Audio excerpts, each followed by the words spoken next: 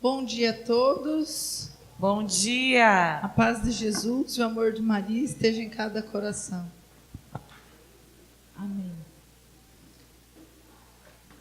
Da forma que você está, você pode estender suas mãos sobre mim e pedir a intercessão de Nossa Senhora sobre esse momento de formação, sobre tudo que o Senhor quer falar ao meu e ao seu coração. Ave Maria.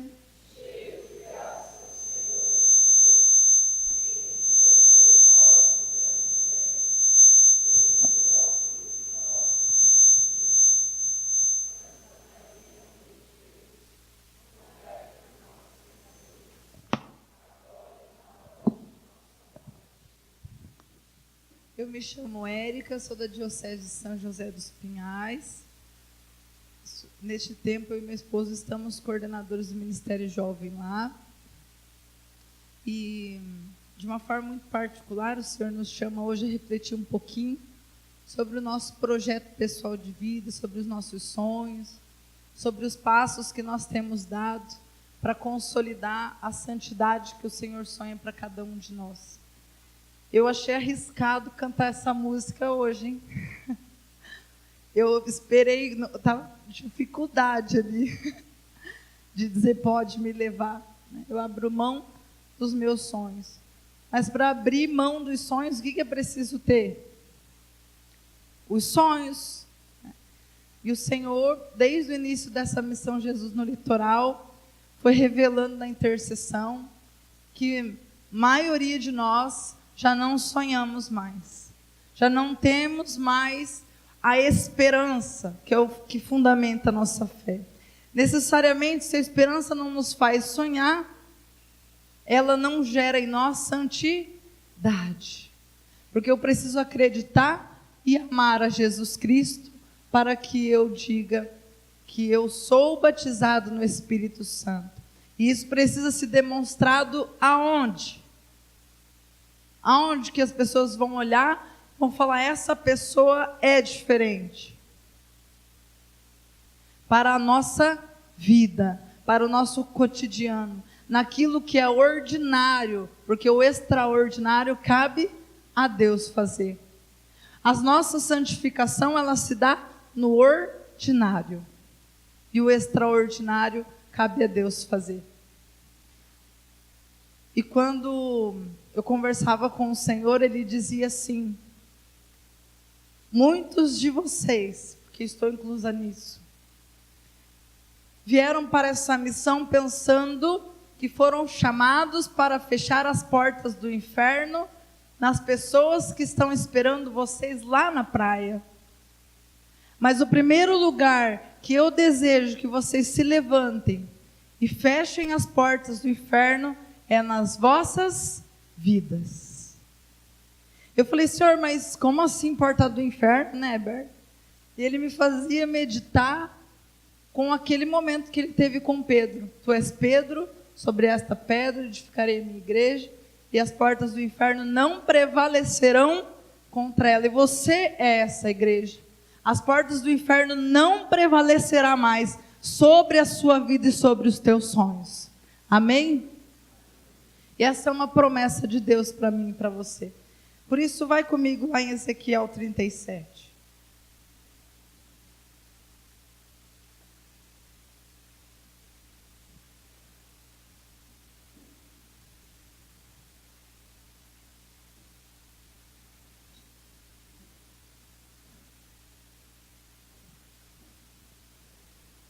Todos já conhecem a palavra de Ezequiel? Que foi levado a uma planície, viu os ossos secos. E aí o Senhor vai pedir que ele profetize sobre esses ossos. E ele vai ver que muitos vão retomar a carne, mas não o vigor da vida. E lá no versículo 11 de Ezequiel 37, a palavra vai nos dizer assim: então o Senhor me disse, filho do homem, esses ossos são os jovens do estado do Paraná. Eles dizem, nossos ossos, nossos sonhos estão secos. Nossa esperança está morta, estamos perdidos. Por isso, dirige-lhes o seguinte oráculo: eis o que diz o Senhor, Javé. Ó meu povo, vou abrir os vossos túmulos, eu vos farei sair deles para vos transportar à terra de Israel. Sabereis então que eu é que sou o Senhor. Ó meu povo, quando eu abrir os vossos túmulos e vos fizer sair deles, quando eu colocar em vós o meu espírito para vos fazer voltar à vida, e quando vos hei de reestabelecer em vossa terra, sabereis então que eu sou o Senhor, que o disse e o executei. Palavra do Senhor. Ontem a ordem que o Senhor nos dava por meio do Daniel era: corresponda em 2018. E eu fiquei assim muito impressionada com Deus, porque tudo que Ele colocou no meu coração, o Daniel pregava aqui, em relação aos sonhos. Você começa e para, você começa e para, nem você mais acredita em você. Mas Deus ainda acredita em você. E aí a pergunta reflexiva que precisa soar no teu e no meu coração é: como você tem acreditado em você? Qual é a forma que você tem depositado confiança em você mesmo? Aí lá na nossa diocese, nós esperamos que as pessoas confiem a nós. Coisas. Transferimos as nossas carências para funções dentro do movimento da renovação carismática católica. Fugimos para a Missão Jesus no litoral para não precisar confrontar aquela família de alcoolistas. Fugimos para a Missão Jesus no litoral para não precisar sentir a falta da minha mãe, que faleceu há muito tempo. Eu fujo para a Missão Jesus no litoral porque ela tem muitas, imagina, são 300 jovens. E eu vivo a minha vida fugindo, me escondendo dentro da renovação carismática católica. Até o ponto que eu digo assim: eu não tenho mais sonhos porque todos eles estão na mão de Deus. E o bispo já dizia para nós, do Edmar, que a esperança, ela é efetivada nas nossas vidas por meio da nossa decisão, dos nossos passos. O Senhor quer evangelizar na praia. A gente pode estender nossas mãos, rezar daqui e falar: estou com dor nas pernas. Mas a alma que o Senhor reservou para você alcançar, ninguém vai alcançar se você não chegar até ela. E um dia nós vamos chegar diante de Deus e Ele vai perguntar para nós: aonde estão aqueles tantos que eu reservei para você? E talvez aqueles tantos que Ele reservou para você não estava só no movimento da renovação carismática católica. Estava no teu trabalho quando você se omitiu. Estava na sua faculdade quando você aceitou que as pessoas tirassem sarro de você sem se levantar. Estava lá no seu grupo de oração quando você desprezou as pessoas quando você estava um pouco irritado. Essas pessoas contabilizam a nossa salvação. E aí o mais bonito de tudo, o Senhor vai olhar para a nossa conduta, como Ele falou ontem, e vai analisar se a via de salvação que Ele escolheu para mim e para você, se ela foi trilhada. Qual é a via de santificação que o Senhor escolheu para você? Para muitos pode ser o matrimônio, pode ser o casamento. Para outro pode ser a vida sacerdotal, pode ser a vida religiosa, consagrada, pode ser uma vida missionária, desapegada de tudo. Só que a missão, necessariamente desapegada de tudo, de todos, sem sonhos, sem nada, não é para todo mundo. E eu preciso denunciar isso em nome de Jesus hoje. Não é para todo mundo, pelo menos não na minha diocese, só em Tóquio, aqui não acontecem essas coisas. Mas os jovens, quando têm um encontro pessoal com o Senhor, eles não desenvolvem mais a sua vida pessoal. Aí eles começam, eles servem, aí eles chegam na comunidade deles, eles pegam, vou ajudar no dízimo, eu vou ajudar lá no grupo de oração, eu vou servir no ministério de formação. Está precisando de pregador, eu vou pregar também. E é ministro de música. Quantos jovens temos visto? O grupo de oração jovem está fechando, porque o ministro de música está pelo mundo afora ministrando. Mas o seu primeiro chamado, meu irmão, minha irmã, é na sua casa. É lá na sua Galileia. É no seu grupo de oração. É na sua família. Pode ser que não seja a família que você sonhou, que você quis. Mas foi a que o Senhor te deu para te santificar, porque Ele sabia que era essa família que você precisava para ser mais dele. E será que nós temos encarado as esferas da nossa vida dessa forma?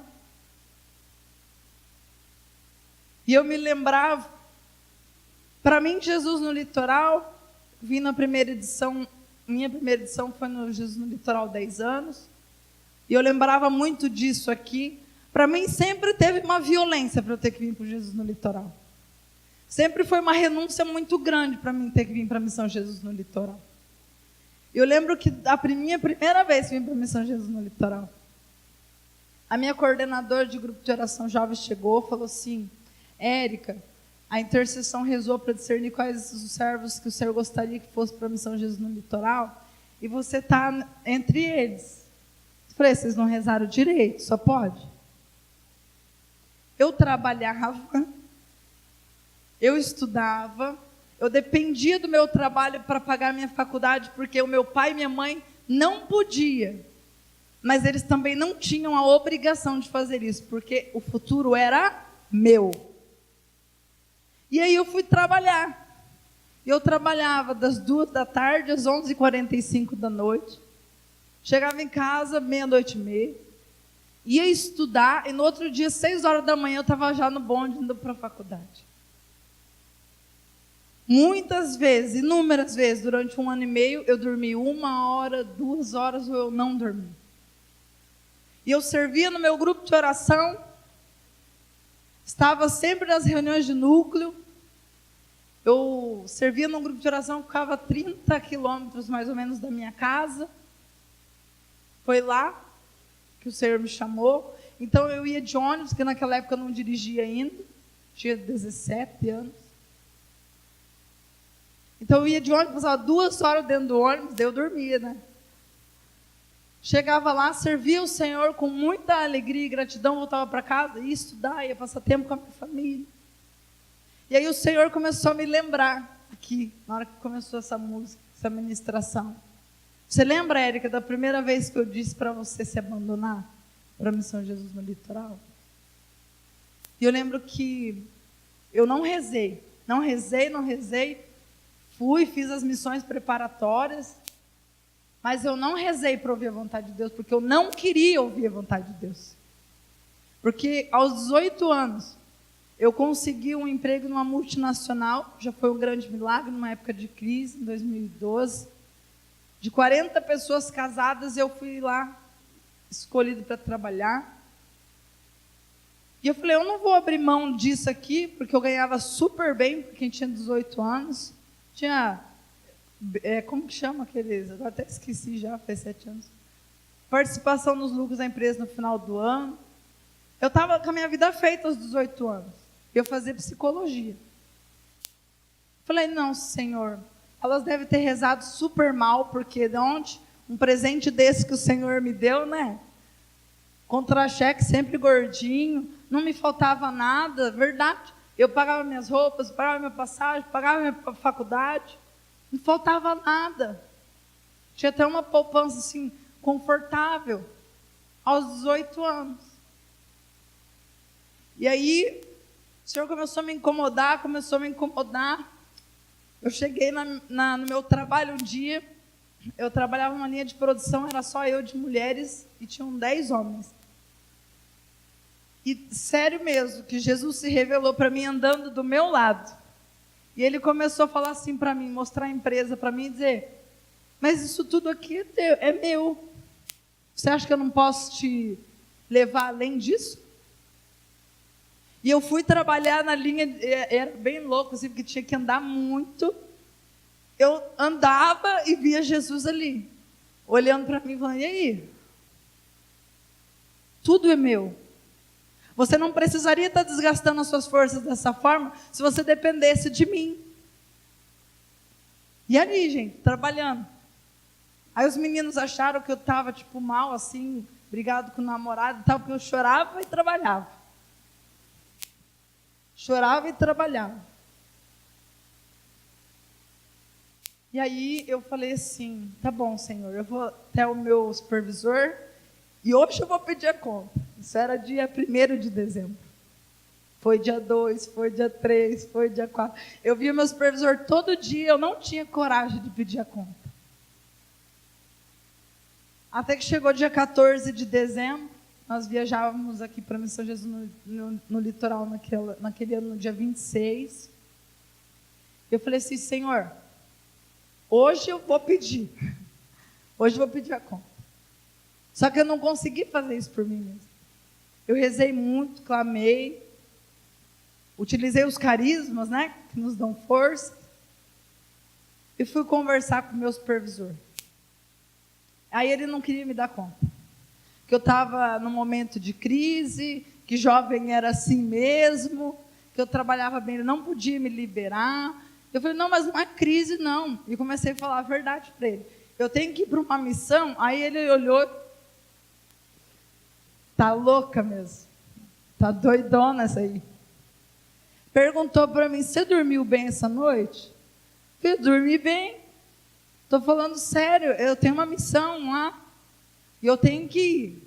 Só que assim, leva alguns dias para sair papelada, né? Então tinha que ser naquele dia. Aí ele falou, olha, eu vou te dar até o final da noite de hoje para você me dar a resposta final, se você quer isso. Mas pensa bem, porque nós estamos num momento de crise. Se você pedir para você sair, pelo menos em 2 anos você não vai poder voltar. Aí eu já pensei de novo, falei, pode ser que eu esteja em crise. Então eu trabalhei, eu jantei, e a minha coordenadora de grupo de oração mandou uma mensagem para mim, falando assim, Érica, Jesus, Ele quer muito você na missão, eu também quero, as almas que estão lá, o Senhor designou para você, eu posso até mandar outra pessoa no seu lugar, mas a responsabilidade é sua, muito querida ela. E aí eu falei, nossa, né, responsabilidade nas almas. E ela mandou uma passagem, ela escreveu, porque ela sabia que estava no trabalho, que o Senhor me pediria contas do sangue das almas. E aí eu falei, aí começou a pesar mais, comecei a entrar mais em crise. Começou a doer mais. Então era 11h45, encerrou o meu turno. Eu encontrei ele, chorei e pedi a conta. Chorando eu pedi a conta, porque não era o que eu queria fazer. E foi muito refletido, foi muito pensado, foi muito orado. E nesse processo eu arrisquei perguntar para Deus o que Ele queria. Para que eu fiz isso? Ele falou o que Ele queria. E foi bem aquela palavra, não leve muitas vestes, tal, aí de 2 em 2, confirmando mesmo a missão de Jesus litoral. Então eu vim, meu esposo, que era meu namorado na época, ele falou bem assim para mim, sério que você vai pedir a conta? Eu não acredito, lá você ganha super bem. Aí minha mãe olhou e falou, você tem certeza disso? Porque o dia que eu passei na faculdade, irmãos, meu pai olhou para mim e falou assim, você que sabe, você sabe que eu não tenho condição de te ajudar, e que aqui de casa, se você precisar, eu consigo a passagem. Que motivador, né? Minha mãe olhou, minha mãe sempre foi do movimento de renovação carismática católica, olhou e falou, filha, se Deus deu esta condição, é porque Ele vai suprir todas as tuas necessidades. Então, eu não tenho condições de te ajudar, mas eu creio no Deus que eu sirvo e Ele tem condições de te ajudar. E aí me motivou, eu falei, não, eu vou para a faculdade, eu fui. E foi nesse período que tudo isso aconteceu. Pedi a conta, vim para cá, Todo mundo motivado, gritando sentinela, e eu chorando. Os 10 dias de Jesus no litoral, eu chorei. Chorei. Minha dupla na época foi a Rubiane de Curitiba, e eu não tinha força para falar nada. Ela falava, Deus está falando no meu coração. E eu, lá, Malemar, escutava Deus. Falei, se ele confirmou no seu coração, então pode proclamar. Eu nunca assumi o risco por nada naquela missão. Porque eu estava vivendo um momento de uma violência muito grande comigo. Até a virada do ano. Teve adoração ao Santíssimo Sacramento. Eu me ajoelhei e falei assim para o Senhor. Tá bom. Muita caridade. Falei para ele, o Senhor quis que eu viesse aqui e tal, mas quem que vai resolver meus problemas? O Senhor sabe, eu tenho faculdade quando eu voltar, é caro, eu estudo na PUC. Como é que vai ser? E as minhas roupas? Comecei a questionar Deus na adoração. E aí o Senhor assumiu a posição que assumiu com Jó. E falou, cinge os teus rins, que agora eu vou falar. E a hora que ele começou a falar, eu não conseguia realmente, eu estava de joelho, eu sentei, porque foi tamanha a glória de Deus. E ele me mostrou claramente, quando você voltar, a bolsa integral será sua, na sua faculdade. Eu falei, não, esses são desejos do meu coração. Não é Deus, falou, são desejos do meu coração. Eu já fazia psicologia, então eu falei, foco. É desejo do meu coração. E continuei rezando naquela virada. E o Senhor foi muito claro para mim. A minha providência é para hoje. O amanhã me pertence. Vou prever para todos os dias. Chegou até minha mão o livro que conta a história da Canção Nova. Quando o Monsenhor ganhou um peixe, eu conto essa história sempre. Ganhou um peixe e falou, e daí uma Érica, de certo, da comunidade, falou, não vamos comer os dois, vamos guardar um para amanhã, porque um dá para todo mundo. Cortou o peixe, comeram e o outro guardaram no freezer. No outro dia, ao abrirem o congelador, que era bem difícil, ele estava totalmente decomposto no congelador. E o congelador estava ligado, estava funcionando normal. E naquele dia o Monsenhor Jonas olhou e falou, eu entendi. Para a comunidade de Canção Nova, a providência é para hoje. E nunca mais eles guardaram para amanhã. E aquele livro chegou, eu comecei a ler, e estava tudo nesses 10 dias, fui para casa conhecer meus sogros naquela época.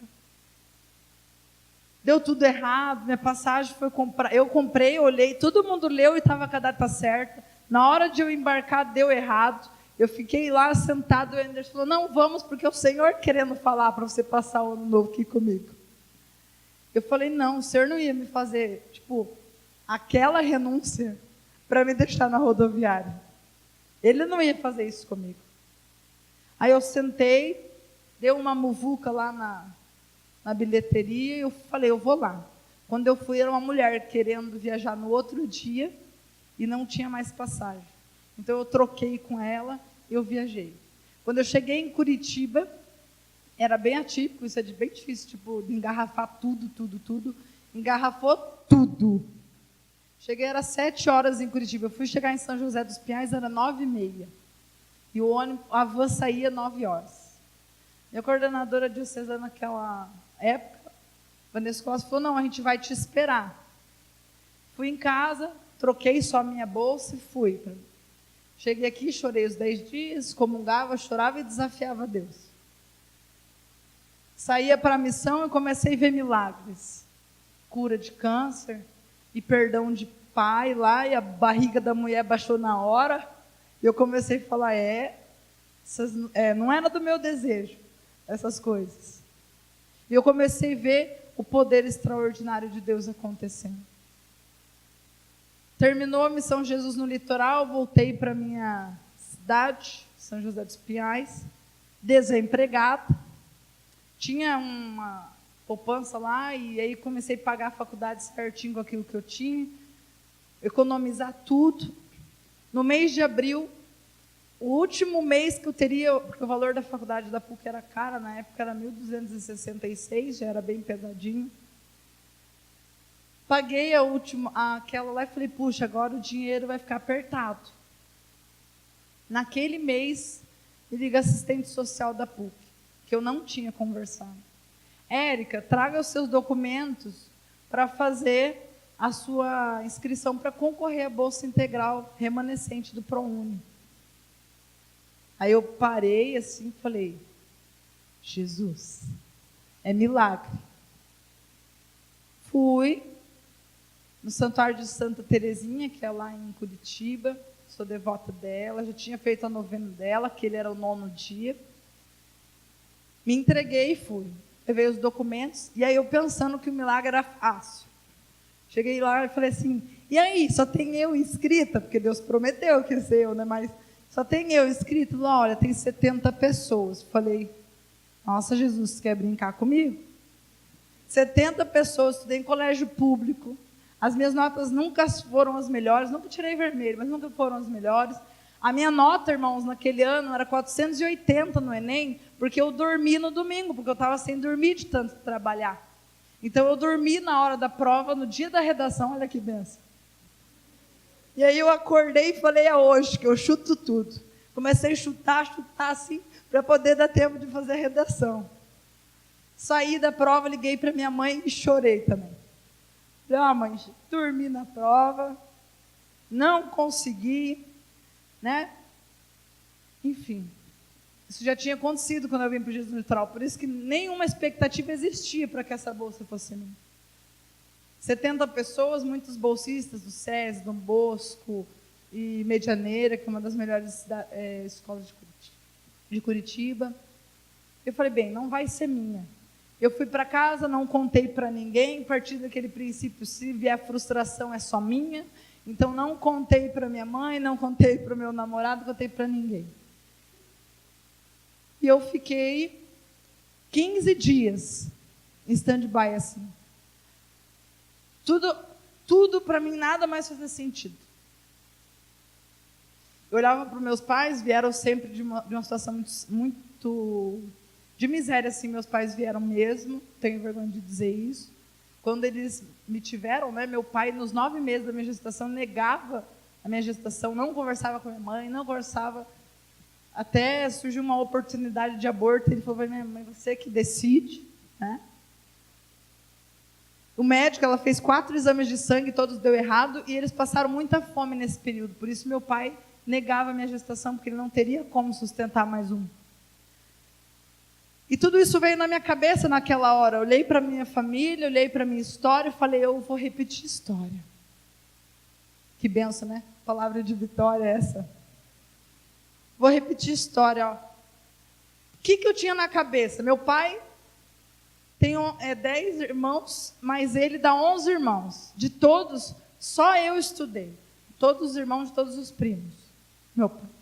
A família da minha mãe, ela foi adotada, eu nem conheci. E o que sabia não era bom.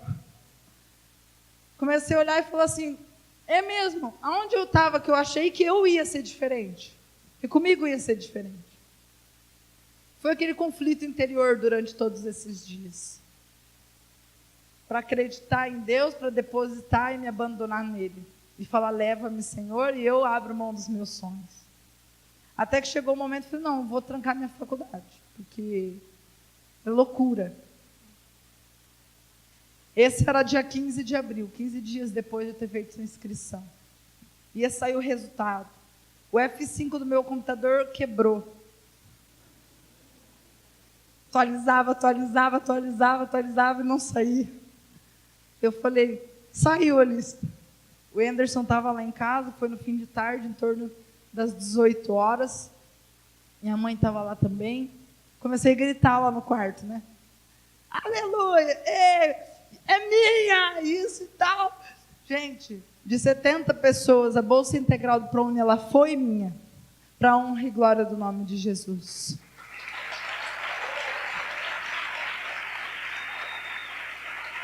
Porque o nosso Deus é um Deus de milagre. E não importa, meus irmãos, o que rege a minha vida e a sua vida não é a cultura de mediocridade que o inimigo decretou, mas é a cultura de Pentecostes que te resgatou, meu irmão. É você e é eu que precisamos nos levantar e falar: não, Senhor, aqui existe um jovem de Pentecostes, não é um jovem medíocre, um jovem acomodado. Érica, foi fácil para você? Não foi. É fácil para você quando você vê jovens da sua diocese deixando o serviço porque tem que sustentar a casa deles nesse tempo de crise? Não é. E esses dias, recentemente, estava na minha casa um jovem que nós estamos trabalhando no resgate dele e tal, se estabeleceu, estava servindo um grupo de oração, veio para a missão, já Jesus no litoral, estava fiel, me ligou. Eu estava fazendo a lista lá dos negócios do Jesus no litoral. Érica, meu mundo desabou. Depois de 4 anos, um erro meu veio à tona. Uma menina me procurou e disse que está grávida de mim. 4 anos, ele estava de pé, era uma situação muito complicada, e na hora o Senhor colocou no meu coração, para ele pedir o exame de DNA, porque o inimigo queria frustrar os sonhos dele, porque sabe o que ele me disse? Acabou o meu sonho de construir a minha família. Eu falei: não acabou, meu irmão, seja com ela ou sem ela, se ela for sua filha, você vai assumir, e nós vamos te ajudar. Mas se for com ela, a sua família será santa e irrepreensível aos olhos de Deus, porque ele sonhou, ele decretou a sentença. E fiz uma oração de renúncia com ele no telefone. Porque uma estratégia tão eficaz do demônio é que ele tenta convencer eu e você que a gente já perdeu. Ele tenta convencer eu e você que nós não fomos curados, que nós não fomos libertos, que nós não fomos batizados no Espírito. Quem já sofreu essa tentação de perguntar assim: será que eu sou batizado no Espírito? Levanta a mão para me ver. Está vendo? Será que eu sou? E ele começa a minar a nossa fé. E aí vem aquela pergunta. Aí, não finalizou aqui.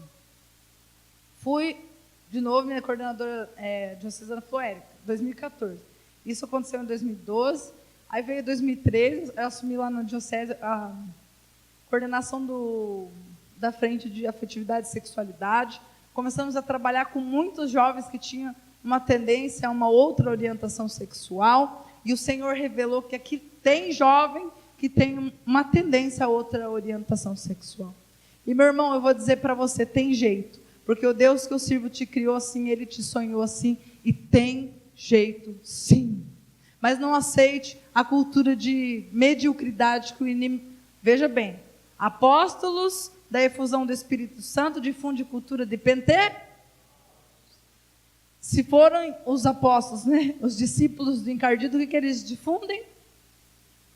Mediocridade. Diz para você que nada vai dar certo, que você sempre foi assim, que você nasceu assim. Você não nasceu assim. As situações, as circunstâncias te levaram a isso. Mas o meu Deus é muito maior que as adversidades e as circunstâncias. E Ele pode sim te curar e te restaurar. E eu deixo esse recado implicitamente. Eu poderia até vocês agora, porque o Senhor revela para mim quem são essas pessoas. E eu digo, se você tem essa dificuldade, se você luta com essa realidade, pode me procurar no final. Existe um lugar no Brasil, tá bom? Um lugar no Brasil que é a esposa do Reinaldo Bezerra, que acolhe pessoas para acompanhar no processo de reabilitação afetiva, emocional e sexual. Tem jeito sim. Não precisa ir para a igreja evangélica, não precisa ir para a sessão de descarrego. A Igreja Católica dispõe também para você esse recurso. Então me procure no final. Nós não vamos te expor, mas nós vamos te acompanhar. Porque recentemente, na última edição, vieram alguns meninos que esse ano nós acompanhamos, que deixaram o serviço para viver uma outra realidade bem longe do sonho de Deus. E é aí que nós vamos saber se existe batismo no Espírito Santo. Porque nós viemos em massa, não é? Gritamos que Deus nos ama aquelas pessoas, mas não conseguimos testemunhar com a nossa vida que esse Espírito Santo que eu prego milagres é capaz de exercer e executar um milagre na minha vida. E Ele é capaz. Então vamos lá. Existe uma vocação, existe uma profissão, existe algo que Deus sonhou para você. E quando nós cantávamos, eu abro mão dos meus sonhos, é daquilo que realmente você sonhou. De realmente você tem trabalhado continuamente para alcançar. Não tem como eu entregar um sonho se eu não tenho. Não tem como eu entregar um percurso se eu não tenho uma meta. Por isso a palavra de Ezequiel vai dizer que os jovens do Paraná estão dizendo: nossos ossos estão secos e nós estamos perdidos. Já não temos mais esperança. E esse jovem é você e sou eu.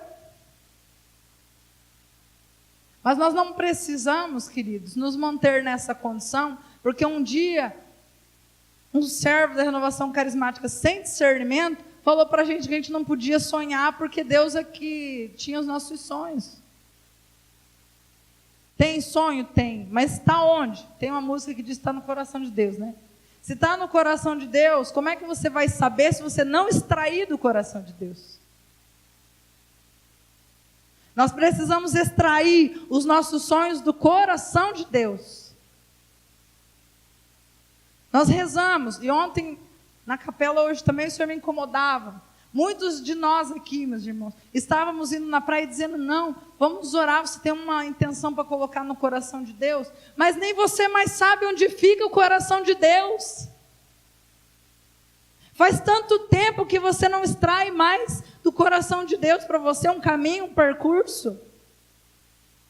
E sabe qual é a consequência disso? Se sentir perdido. Não sonhar, não ter meta. É a ausência do Espírito Santo de Deus. Não tem como, meus irmãos, nós orarmos, nós profetizarmos, nós irmos em missão, se nós não tivermos encarnado em nós o Evangelho de Jesus Cristo. É preciso deixar que o Senhor gere no nosso coração de volta essa concórdia com o coração dele. O nosso coração, ao final deste momento, será colocado em concórdia com o coração de Deus. E o Senhor vai revelar para muitos de vocês qual é o caminho, qual é a vocação, qual é a profissão. E eu vivi esse momento aqui durante todos esses dias de Jesus no litoral. E nós que estamos aqui, não é? Até mesmo pela logística, o tempo todo muda o tempo, e a gente tem que submeter o cronograma ao Senhor. Não é? Ah, a mulher da intercessão pediu um arrastão. Ai, mas eu também pensei, nossa, mas de novo arrastão? Tem tantas coisas que a gente ainda não fez. E aí os irmãos da logística foram orar e o Senhor confirmou. E aí sabe o que o Senhor falava no meu coração? Érica, quantas vezes você fez isso comigo? Quantas vezes você disse: ó Senhor, que os meus sonhos, mas na primeira oportunidade que teve, você pegou de novo para você? Por isso você tem deixado de ser feliz, meu filho, minha filha. Por isso que olhar para o pai, olhar para a mãe tem te gerado revolta. A culpa não é deles. A formação que eles tiveram foi diferente da minha e da sua. Muitos deles nem tiveram acesso ainda ao batismo do Espírito Santo. E você está esperando dele uma decisão que cabe a você. Essa manhã, ontem nós entregamos a nossa vida velha, né? Viemos para a porta do túmulo. E hoje o Senhor quer tirar as faixas. Hoje, porque o que as faixas faz com a gente? Nos mobiliza. A gente não consegue andar direito. Fico imaginando como é que Lázaro veio, se foi de ladinho, se for puxar ele. O Senhor quer te devolver a mobilidade humana e espiritual nessa missão Jesus no litoral. O Senhor quer te ajudar a se deslocar ao sobrenatural de Deus, mas ainda estando aqui. Jovens estabelecidos no céu para influenciar na terra. Jovens estabelecidos no céu para influenciar na terra. É o que o Senhor deseja que eu e você sejamos. Agora vamos lá para alguns passos bem simples. 3 etapas que o nosso sonho vai passar. Nós precisamos refletir sobre a nossa própria vida.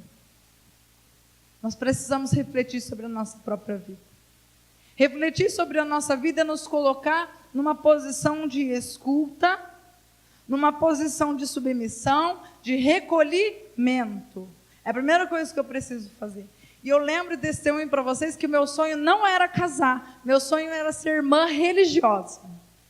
E quando Jesus falou, foi o contrário da maioria, quando Jesus falou para mim que eu ia casar, eu falei, o senhor está de brincadeira.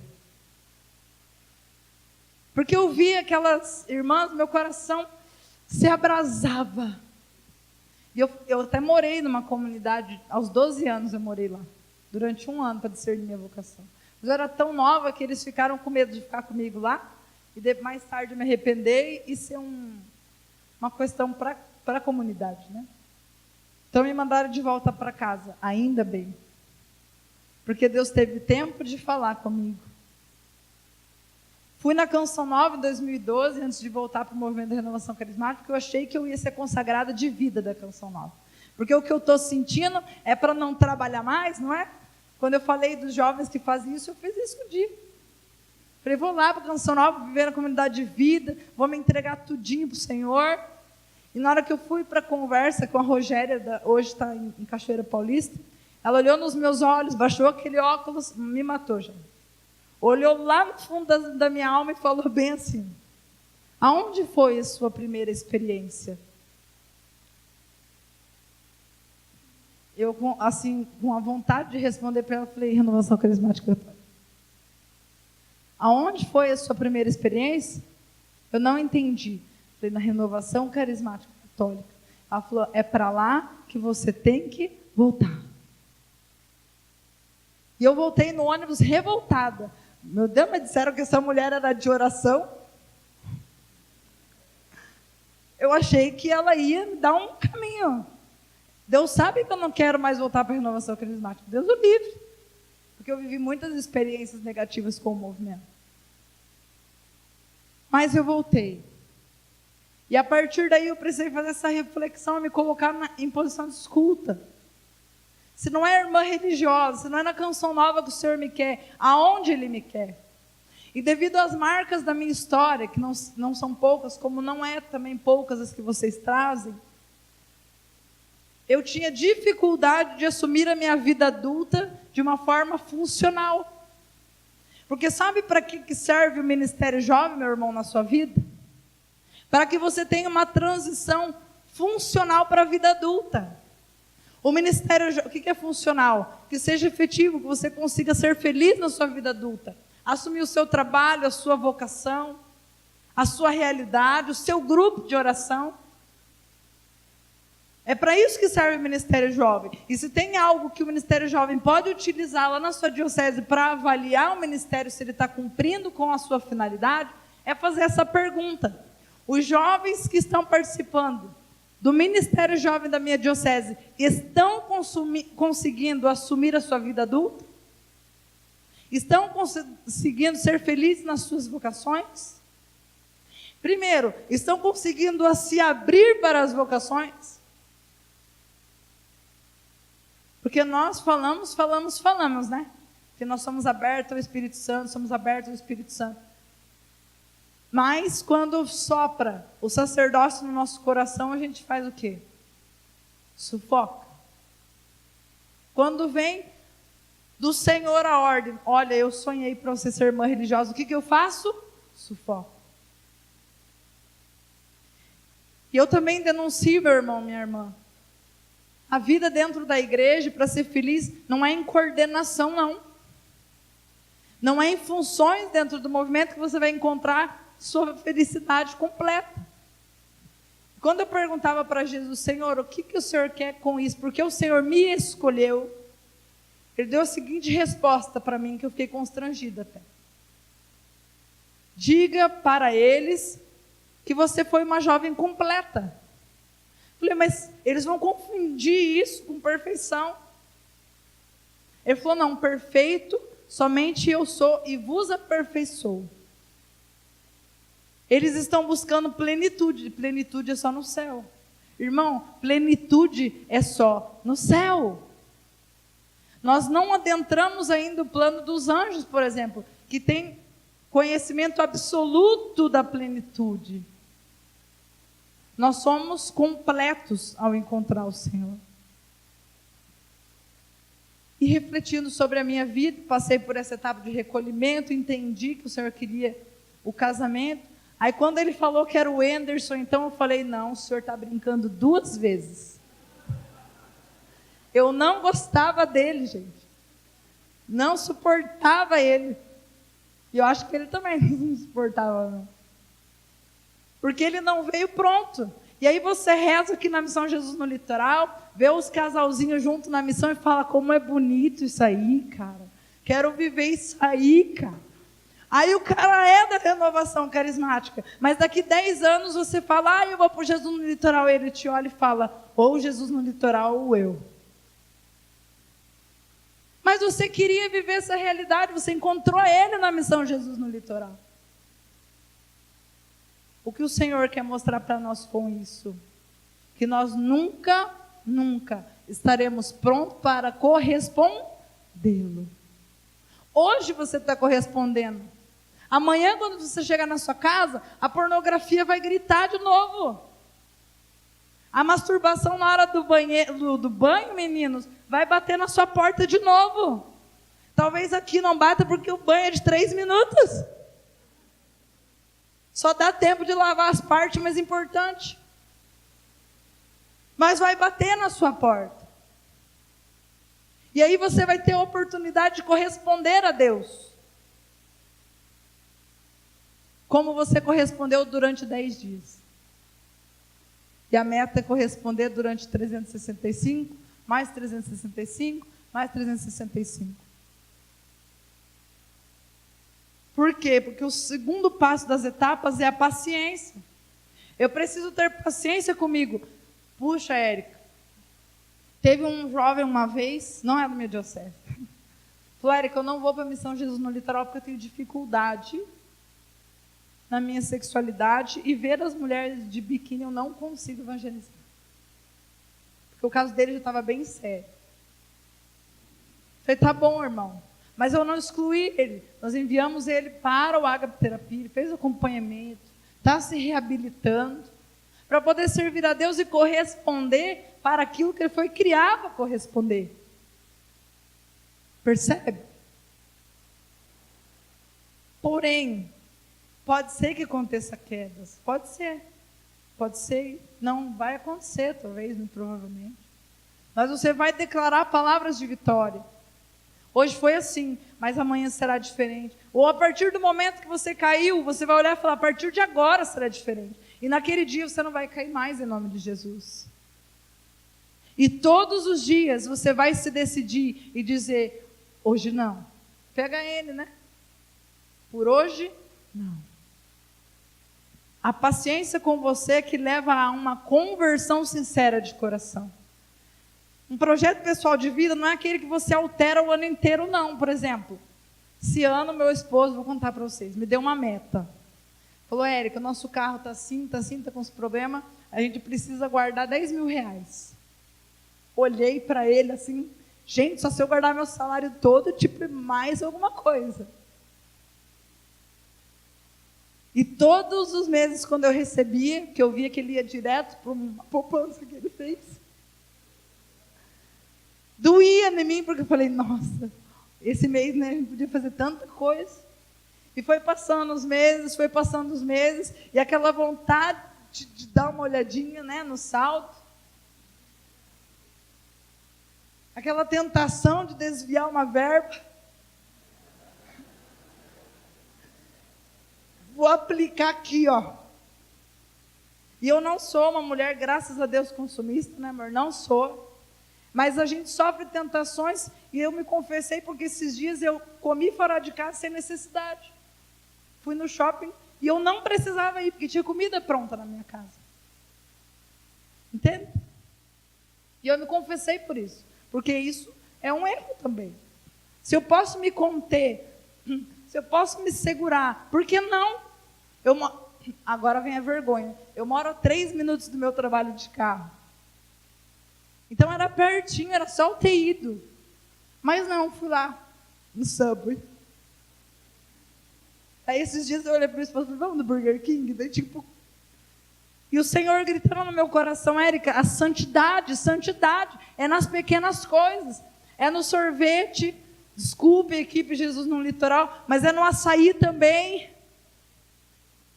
Você sabe que vai te fazer falta quando você voltar, mas você está comendo açaí. Parece que quando as meninas dizem, eu vou fechar a cantina, parece que daí que acende a vontade de comer açaí.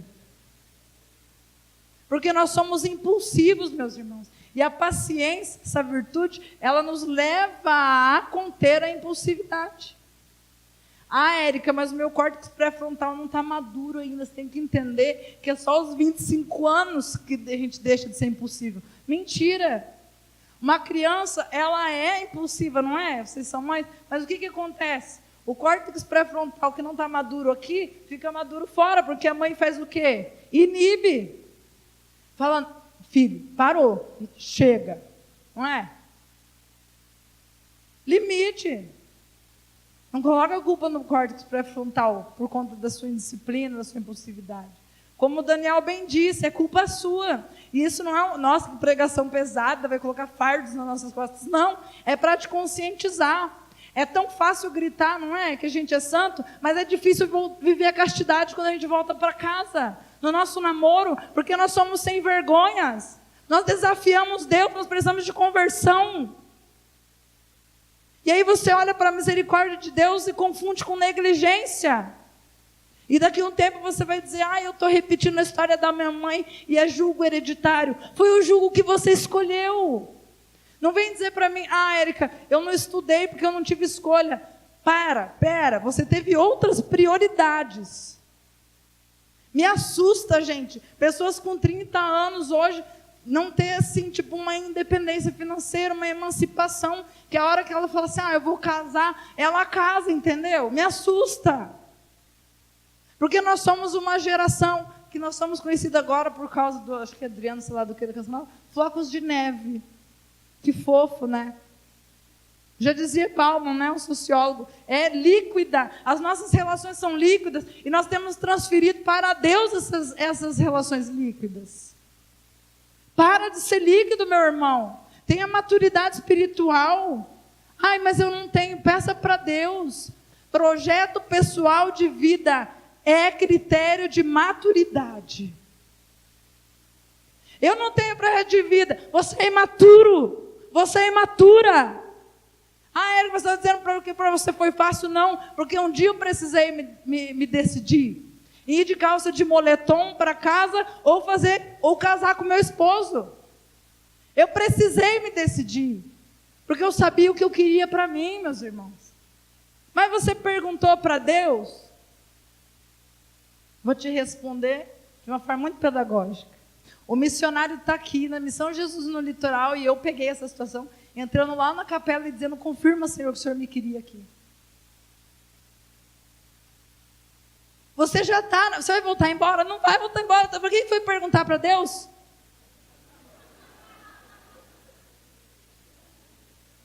Essa é a maior prova de que você veio para Jesus no litoral por fuga e não pela vontade de Deus.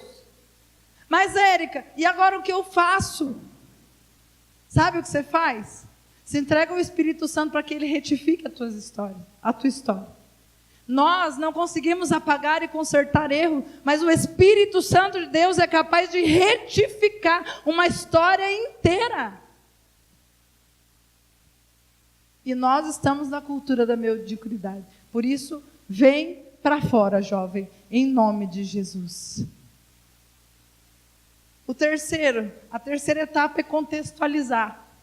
Então Érica, você está falando que eu tenho que ter um sonho. 2017, época de crise, 2018, eu quero abrir uma sorveteria, lá em São José dos Pinhais. Chove o dia todo, né? E daí você vai dizer, não, mas é o meu sonho. Gente, o nosso sonho ele precisa estar contextualizado com a realidade social, política, econômica que nós estamos vivendo. Um tempo onde todas as empresas estão cortando turnos, estão demitindo funcionário, não é momento de empreender. Não é momento de abrir uma sorveteria em São José dos Pinhais quando chove a semana inteira. E aí você vai dizer no final, Deus não quis. Tem uma capacidade que o Senhor nos dá, eu não estou chamando ninguém de burro, mas ela é dotada de uma habilidade natural, muito espontânea, e é chamada de inteligência. E a inteligência leva a gente a analisar situações.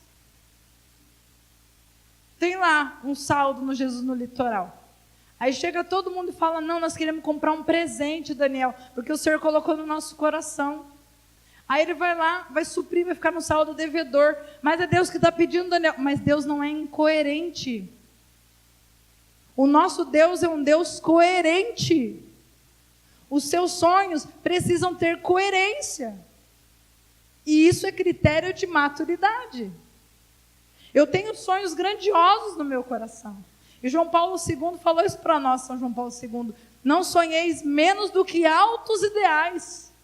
Você é jovem, você precisa sonhar altos ideais, mas dar passos pequenos e vagarosos até os altos ideais. Então, contextualizar o teu sonho necessariamente é falar, tudo bem, eu estou aqui, eu quero chegar lá, e aí você discernir aspectos, né, e elementos que você vai conquistar em curto prazo, e aspectos e elementos que você vai conseguir em longo prazo. Eu tenho meta na minha vida para daqui 10 anos já, estabelecido assim, sabe? No primeiro dia de faculdade, minha professora fez esse trabalho com a gente. Como você quer se ver daqui 10 anos? Você vai ter 5 anos de formado. E não por acaso, mas porque ter o Espírito Santo é um presente. Eu estou no primeiro ano de formada, e eu já tenho tudo o que eu sonhei quando eu teria 5 anos de formada. Porque o Senhor, quando Ele coloca no meu coração uma capacidade de ir além, é para ir além, jovem. Pelo amor de Deus. Você acha o quê? Você pede o matrimônio, mas não quer trabalhar. Você pede para o Senhor uma profissão, mas não quer estudar. Seus filhos vão viver do quê? E aí você fala, ai Jesus, está demorando para mandar meu namorado. É claro. Qual é a condição que o Senhor tem para te entregar a tua vocação nesse momento, jovem? Como diz minha mãe, pelo menos quando você tiver condições de comprar as suas calcinhas e as suas orbas. É verdade. Até a lingerie, o pai e a mãe... Não, prestem atenção nisso, não estou humilhando ninguém, mas eu estou conscientizando, meus irmãos. Aos 18 anos de idade, a mãe lavar a tua cueca, a mãe lavar a tua calcinha, é uma vergonha. A tua emancipação começa lá na tua casa. Mãe, pode deixar, a senhora está cansada, vai descansar. Eu muitas vezes, meus irmãos, acordava de manhã, minha mãe nunca trabalhou, e resolveu trabalhar 6 meses da vida dela. Para quê? Eu levantava cedo, colocava ela na van, igual ela fazia comigo quando eu era bebê, assim, menor. Ela saía trabalhar, quando ela voltava, a roupa estava lavada, a casa estava limpa, a roupa estava passada, e meu pai chegava e a comida estava pronta. Nossa, se virou uma dolar. Não, eu escolhi amar a Deus sobre todas as coisas. E começa aí.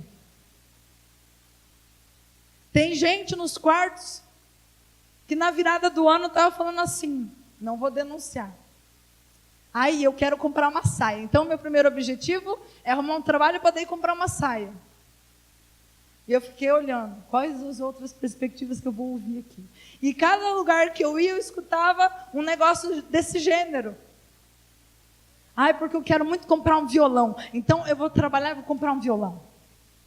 Mas eu não escutei jovens maduros, em momento nenhum, dizer assim, eu quero voltar de Jesus no litoral, conquistar o meu emprego e conquistar a minha emancipação emocional e financeira da minha mãe para lavar minhas próprias roupas. Você acha o quê? Na hora que bater na sua porta, Uma dificuldade financeira, você vai comer teu violão? Me desculpa, não vai comer seu violão. Na hora que as pessoas falarem, olha fulano, tem uma oportunidade de emprego, e você precisar de um transporte para chegar até lá, você não vai vender as cordas do violão, nem a saia. São coisas secundárias. Está aqui, ó, contextualizar. Nós precisamos aprender a priorizar. Érica, mas você comprou roupa? Pergunta ao meu esposo, depois de 2 anos que eu casei com ele, que eu fui comprar roupa. As que eu tinha aguentava. Meu Deus, eu sofro quando eu vou no shopping e vejo aquelas mulheres compulsivas. Dá vontade de pedir no Espírito Santo em todas elas, assim, ó. Loucona. Aí fala, ai, o meu marido não entende que eu sou mulher. É mulher nada, é descontrolada. Aí o cara, ah, não, tipo, tá lá, a mulher com aquela roupa rasgada, e o cara, não, amor, continua com ela até o ano que vem, que eu vou guardar um dinheiro e vai dar. Seu miserável, né? Nós, muitas vezes, estamos nessa condição. Temos que comprar algo que é prioridade. Por exemplo, na minha época, eu tinha que comprar os livros. Não podia comprar roupa, tinha que comprar livro. Eu ia de moletom.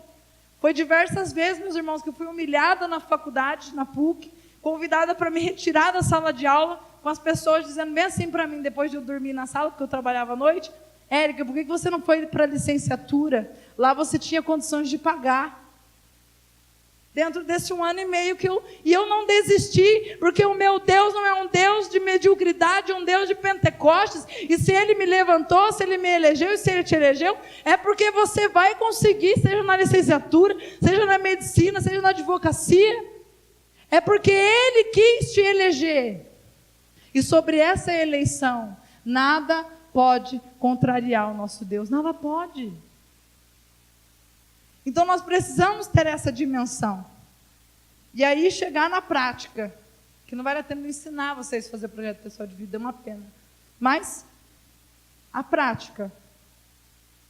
Queridos, tem 3... Qual que é o projeto que o Estado do Paraná tem trabalhado? 7 dimensões? Tem pelo menos 7 dimensões que nós precisamos desenvolver e pautar no nosso projeto pessoal de vida.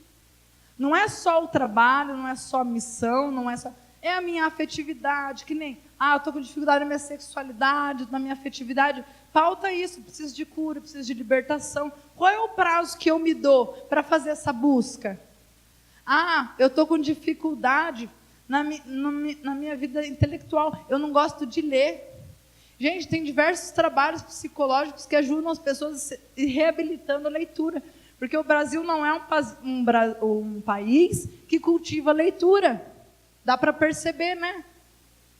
Pelos políticos que a gente elege, não é? Não preserva leitura, não preserva estudo, não preserva nada. Mas é possível ser reabilitado. Como diz o Daniel ontem, pega o livro e lê até o final. Esses dias, vários jovens falaram comigo, Érica, nossa, como que você sabe tanta coisa assim? Porque eu li esse livro aqui. Nossa! Eu não ia conseguir nem passar do 1º capítulo. Mas daí você quer ser cheio do Espírito Santo. Mas daí você quer ser cheio de conteúdo formativo. E sabe o que está matando a escola, Sentinelas da Manhã de formação do Ministério Jovem? Não é que esse material aqui, ele está batido e está banalizado. Você banalizou o Espírito Santo de Deus na sua vida. E aí você medíocre, dá uma formação medíocre. E aí você quer que o jovem, lá no Aqui Tem Jovem, permaneça. Não vai. Nós precisamos ter coerência de vida. E a prática vai fazer 3 perguntas para você. Anota aí. Onde eu quero chegar? Onde eu quero chegar? Por exemplo, quero ser uma pessoa mais orante. Você vai pautar. Ou, quero aprender a falar espanhol. Aí você acha que é pelo dom de línguas que você vai conseguir. Vem, Senhor, fala espanhol. Fala, Senhor. Tem que estudar, irmão, não tem outra forma. O Senhor deixou esses recursos, esses instrumentos, para nos capacitar. E outra coisa que eu digo, você quer ser sorveteiro? Seja, mas seja o melhor sorveteiro da tua região. Seja o melhor em tudo que você fizer. Isso não é vaidade, isso não é orgulho. Isso é corresponder à graça de Deus que está sobre você. Porque se Ele de fato está sobre você, quando a pessoa tomar o vinho, o que ela disse? Você guardou o melhor para o fim?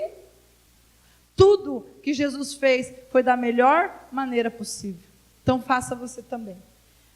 Onde e como eu estou? Então a segunda pergunta é onde e como eu estou? E aí vai vir essa pergunta no nosso coração.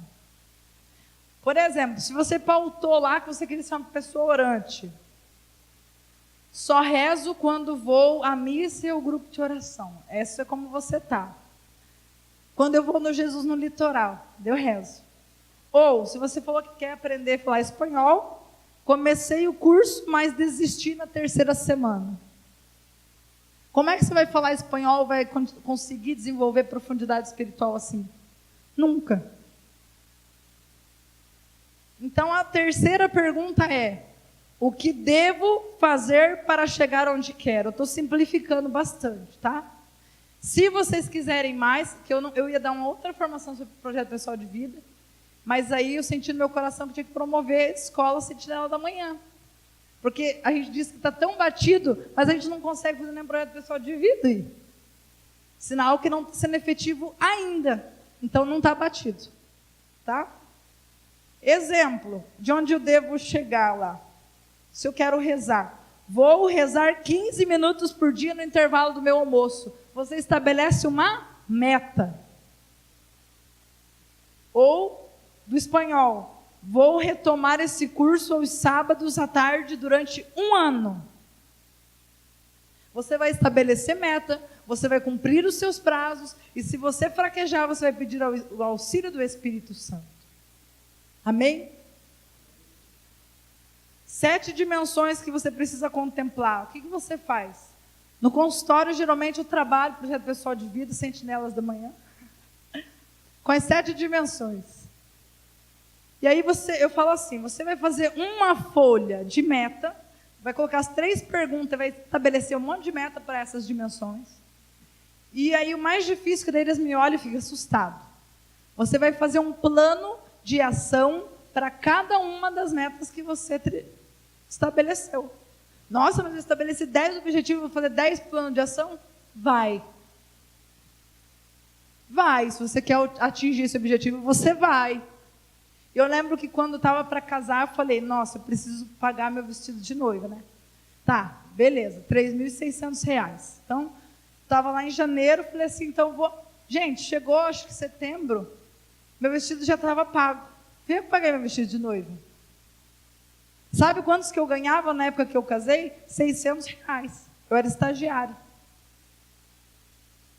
Mas agora pergunta para mim, se eu tinha interesse de ser a mais bonita do grupo de jovens. Não. Eu queria ser a mais feliz do grupo de jovens. É diferente. Então, paguei lá meu vestido. Aí veio os doces. A minha mãe falou, minha mãe trabalha com doce fino. Filho, papapá. Tá bom, fui com a minha mãe. Fizemos os cálculos de tudo que a gente ia gastar e de quando a gente ia juntar. Passei para o meu pai. Meu pai tem um pouco de dificuldade de fazer administração financeira em casa e eu ajudei ele. A gente fez tudo. Gente, ficou tudo pago. Nós casamos sem nenhuma dívida. Os presentes que nós colocamos na lista, nós pedimos a Deus a misericórdia para o coração dos irmãos, para que a gente conseguisse mobiliar a nossa casa. O valor da festa foi exatamente o valor que a gente mobiliou a nossa casa. E quando terminou o nosso casamento, a nossa casa estava toda mobiliada, estava com tudo e mais um pouco dentro. Érica, quanto você gastou no seu casamento? Acho que não chegou, acho que R$10.000. Cara, é possível sim. Mas você não precisa ser o mais bonito, você não precisa ser o mais perfeito, você precisa ser o mais feliz, o mais entregue ao Espírito Santo. Ah, mas você teve que cortar um monte de membro da minha família. Tive sim. A liturgia me deu um reforço positivo. E diz que todos que adentraram o meu casamento eram testemunha do relacionamento e do sacramento que nós estávamos assumindo. Eu falei, não, tem alguns parentes que eu não vejo há 5 anos, como é que eles vão testemunhar um sacramento? Vai chegar no casamento e vai dizer assim, você que é o Anderson, prazer. Não estou criticando, se quiser fazer, faça. Mas qual é a diferença que isso vai fazer na sua vida, que vocês perguntaram? Mas daí, meu parente não vai mais falar comigo e eu vou perder vínculos. Você viveu 5 anos sem falar com ele e está preocupada em perder vínculo? Ai, meu Deus, cura, Senhor. É muita imaturidade uma pessoa só. Nossos parentes chegaram ao ponto, os do Enders, mas esse meu agora também, de combinar para não ir no nosso casamento, porque, não convidou o ciclano, porque a sociedade, meus irmãos, elas têm forçado você a fazer o que elas querem. E eu digo bem assim para vocês, eu não tenho medo de fazer o que Deus me manda, eu tenho medo de fazer o que Deus me pede e eu deixo de fazer. Fui pregar esses dias num lugar, cheguei lá, o Senhor colocou uma emoção no meu coração, a intercessora olhou para mim, falou assim, era num retiro de cura e libertação. Aí, Érica, mas eles foram orientados. Eu falei, eu não tenho medo da orientação que eles receberam, eu tenho medo de não fazer a vontade de Deus. E vai ser assim, porque Deus está falando que vai ser assim. Nossa, mas você foi... Não, gente, testemunho para vocês. Eu tinha pedido para a intercessora descer, para participar da pregação. Falei, o Senhor quer falar com você. Não porque era eu que ia pregar, mas é porque o Senhor ia falar. Ela desceu. Nós vivemos um momento do Calvário muito lindo, muito extraordinário. O Senhor realizou literalmente milagres. Na segunda-feira após o retiro, o irmão dela perdeu a vida. Numa moto, indo para a BR. E sabe o que ela disse? Eu fiquei de pé porque eu já tinha entregado as minhas dores e as minhas perdas na cruz de Jesus. Agora, se eu fosse seguir as orientações, onde que eu ia estar? Onde que ela ia estar? Então, coloque isso no seu coração. Não tenha medo de perder vínculos. Não estou falando para a gente ser antissocial, entendeu? É diferente. Preserve os vínculos com quem preserva os vínculos com você. Isso é critério de maturidade. Ninguém precisa me amar, só precisa me respeitar. E às vezes na nossa diocese a gente sofre, porque meu irmãozinho lá não me ama. Ele não precisa te amar, não tem obrigação. Se ele te respeitar, tá beleza. Como é que está o teu coração para aceitar essa diferença? E amar ele que não te ama, porque o dever não é do outro, é meu. E aí nós vamos finalizar. Vamos finalizar isso. É tempo de reconstrução. Sabe por que jovens têm medo de ter filhos? Porque a sociedade está estéril. E a vida nos assusta. E o Senhor colocava no nosso coração, na capela com as intercessoras, que tem muitos aqui, eu posso até casar, mas não quero ter filho. Aqui está na Missão Jesus no litoral. Você pode casar na igreja, meu irmão, mas o seu casamento já é nulo 100%. Primeiro critério é ser aberto à vida. E esse é um exemplo prático de que nós estamos com áreas da nossa vida faltando vida. Por isso eu convido você a ficar de pé e fechar os teus olhos.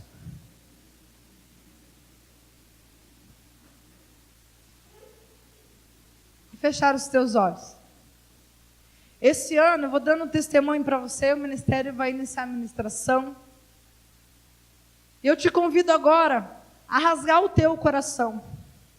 Não importa se o teu sonho é casar, se é ter filhos, se é trabalhar. O que você sonhou para a tua missão também? O Senhor sonhou para mim, por exemplo, trabalhar com jovens nesse tempo da minha vida. E eu me desgasto para que isso aconteça. Os nossos sonhos, eles precisam ir de encontro ao coração do outro.